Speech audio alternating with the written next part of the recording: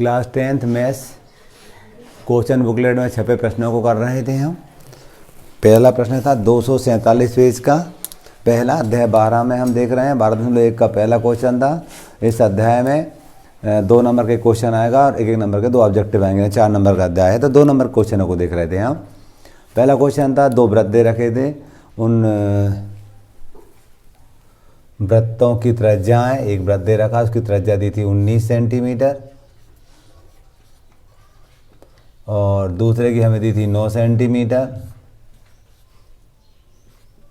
हमें दे रखा था एक बड़ा वृत्त है जिसकी परिधि इन दोनों की परिधियों के योग के बराबर है।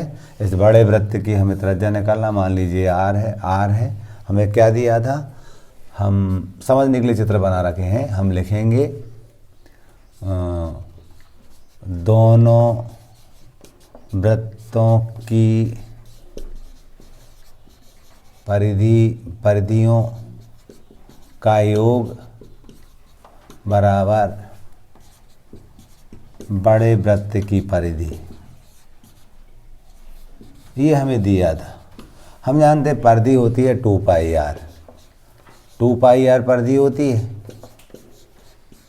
एक वृत्त की 2 पाई आर, दूसरे की मान लीजिए इसकी त्रिज्या R1 इसकी R2 है और बड़े वृत्त की 2 पाई आर बड़ा R मान लिया त्रिज्या उसकी। क्लियर। हम मान ले रहे हैं जे R1 है हमारी और जे क्या है R2 है हमारी।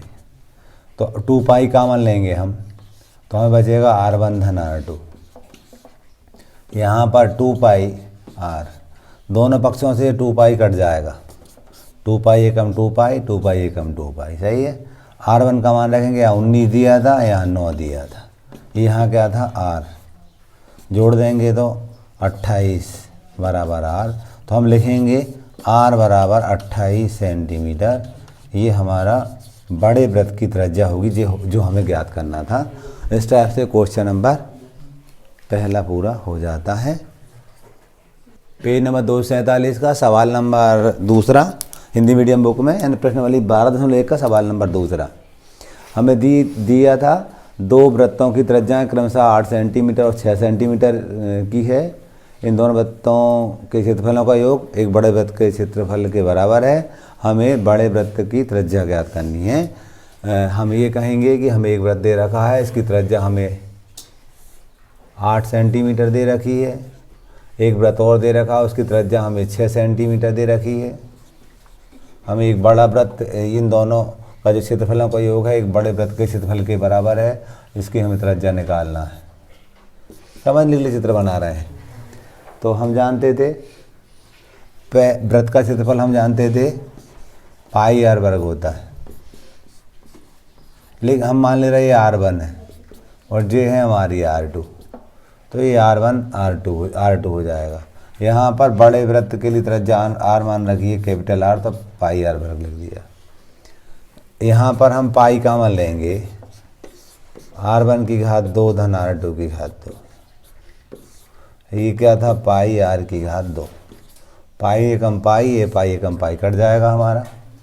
R1 का मान 8 था तो 8 का वर्ग, R2 का मान 6 तो 6 का वर्ग बराबर कैपिटल R का वर्ग। 8 रही है 64 हुआ और 6 सिंह 36 हुआ बराबर R की घात 2। जोड़ेंगे हम तो 100 बराबर R की घात 2। तो R की घात 2 बराबर 100 को हम लिख सकते 10 की घात 2।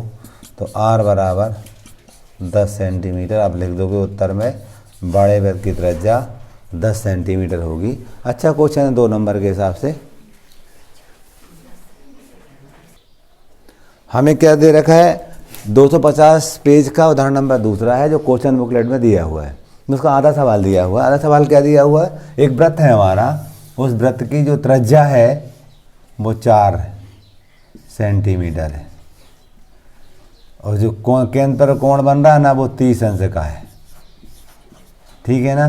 तो हमें ये त्रिज्या खंड का क्षेत्रफल ज्ञात करना है, केवल जे ज्ञात करना है। दूसरा वाला भाग उन्होंने नहीं दिया है। इसमें 2 नंबर लाए गए हमें जे ओ ए बी कह दो और चाहो तो यहाँ पी बिंदु, तो ओ ए बी पी ये त्रिज्या खंड का क्षेत्रफल होगा। ये दोनों त्रिज्याओं के बीच का क्षेत्रफल त्रिज्या खंड का क्षेत्रफल कहलाता ना जे, अंदर वाला ज्ञात करना हमें, है ना।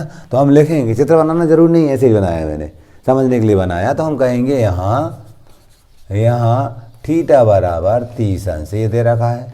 आर बराबर 4 सेंटीमीटर, ये भी दे रखा है। हम यहाँ लिखेंगे त्रिज्या खंड का क्षेत्रफल बराबर पाई आर वर्ग गुणित थीटा बटे 360। ये सूत्र है त्रिज्या खंड के क्षेत्रफल का, ये सूत्र होता है। पाई का मान 3.14 भी रख सकते हैं और हम 22/7 भी रख सकते हैं। यहाँ कटते नहीं दिख रहा इसलिए 3.14 लिख दिया मैंने। आर का मान 4 था, 4 गुणित 4, थीटा का मान 30 था तो 30/360।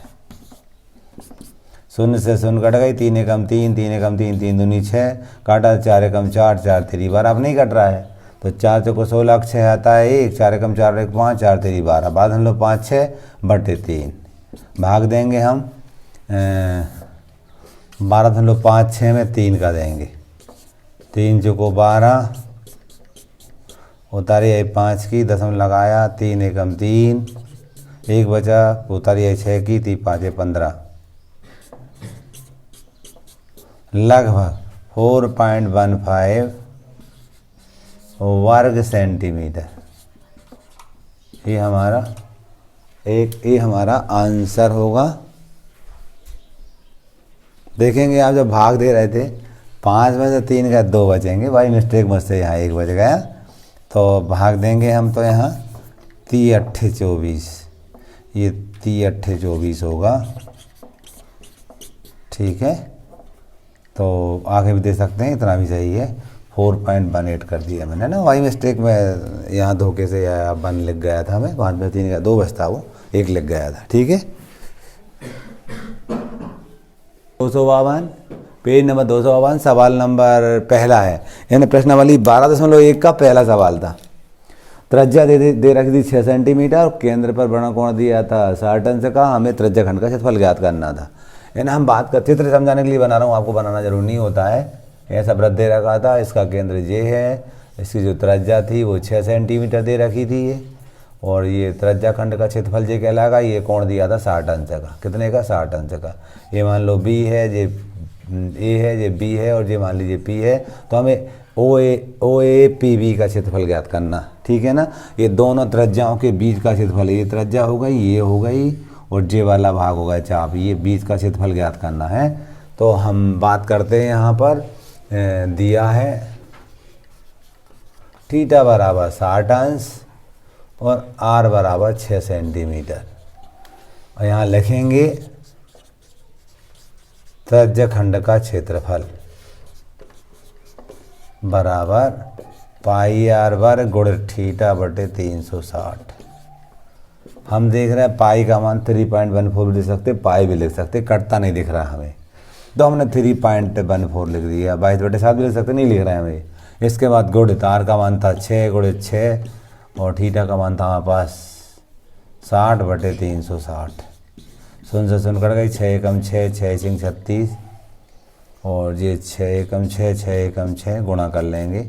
6 चौक 24, 4 आता है 2, 6 एकम 6 और 2 8, 6 तेरी 18 वर्ग सेंटीमीटर। तो हम लिखेंगे त्रिज्या खंड का क्षेत्रफल 18.84 होगा। ठीक है जी, आंसर हुआ हमारा। क्वेश्चन नंबर पहला देखा 252 पेज का, प्रश्नावली 12.2 का पहला सवाल था जो क्वेश्चन बुकलेट में छपा हुआ था। 252 का दूसरा क्वेश्चन, 12.2 प्रश्नावली का दूसरा क्वेश्चन था। हमें परिधि दी थी, यहाँ वृत्त की परिधि दी थी हमें 22 सेंटीमीटर। ऐसा वृत्त दे रखा था, चतुर्थांश का हमें क्षेत्रफल निकालना था। चतुर्थांश वृत्त में इस टाइप के चतुर्थांश होते हैं जी, 4 चतुर्थांश होते हैं। तो हम जाते चतुर्थांश का जो कोण होता है वो 90 का होता है ना। थीटा का मान तो हमें 90 अंश दिया है, कितना दिया? 90 अंश। और ये राउंड में है ना, ये परिधि दी हमें 22 सेंटीमीटर। तो हम परिधि से पहले त्रिज्या ज्ञात कर लेंगे, फिर हम त्रिज्या खंड का क्षेत्रफल का सूत्र लगा देंगे। हम जानते थे वृत्त की जो परिधि होती है 2πr होती है बराबर 22। 2 गुणित पाई का मतलब 22/7 गुणित आर बराबर 22। 22 से कम 22, 22 से कम 22। आर बराबर 2r बराबर 7 तरह गुणा किया, आर बराबर 7/2 आया। थीटा की बात कर रहे हैं तो चतुर्थांश के लिए थीटा बराबर 90 अंश। हम लिखेंगे यहाँ पर त्रिज्याखंड का क्षेत्रफल बराबर पाई आर वर्ग गुण थीटा बटे 360, ये सूत्र होता है। पाई यानी हम जानते हैं 22/7, आर दिया 7/2 दो बार, थीटा का मान 90/360, शून्य से शून्य कर गई 9 एकम 9, 9 चौको 36, इसको काटेंगे 7 एकम 7, 7 एकम 7, इसको काटेंगे 2 एकम 2, 2 एकम 2, 2 दूनी 4 करेंगे, अब नहीं कट रहा है, 11/77 बटे 2 दूनी 4 दूनी 8 वर्ग सेंटीमीटर। और आगे भाग दे के भी कर सकते हैं, 77 में 8 का भाग देंगे तो आगे भी हम कर सकते हैं इसको। ये हमारा सवाल कंप्लीट हो जाता है। 251 पेज का सवाल नंबर 3 था। एक घड़ी दे रखी है, इस घड़ी की ये यहाँ सेंटर मान ले रहे हैं, इसकी जो सुई है ना, सुई की लंबाई है ये 14 सेंटीमीटर। वो कह रहे हैं 5 मिनट में कितना क्षेत्रफल इसके द्वारा रचित होगा। मान लीजिए 5 मिनट में घड़ी की सुई यहाँ आ जाती है, क्लियर। तो हम क्या कहेंगे, ये जो क्षेत्रफल होगा ना, ये कितना होगा, यानी एक्चुअल में ये त्रिज्याखंड का क्षेत्रफल बनते दिख रहा है। तो हम कहेंगे यहाँ पर हमें r बराबर 14 सेंटीमीटर दिया है, ठीक है। अब थीटा निकालेंगे।